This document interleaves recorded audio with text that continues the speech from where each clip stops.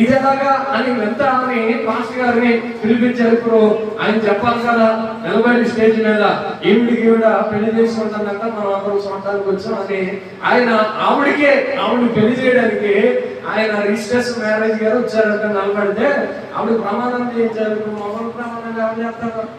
ఆవిడ చేయాలి. నా జీవితంలో నీతో నేను ప్రాణం వేసుకుంటాను, ఇంకా జీవితాంతం వదిలిపెట్టలే, ఇంకా ప్రమాదాలన్నీ చేయడం మొదలు పెడితే ఇంకా అందరూ కూడా చూసి ఆశ్చర్యపోతున్నారు. ఇప్పుడు ఆడ మనిషి ప్రమాణాలు ఎవరు చేయాలి? ఆవిడే చేయాలి. 2 ప్రమాణాలు చేసిందట.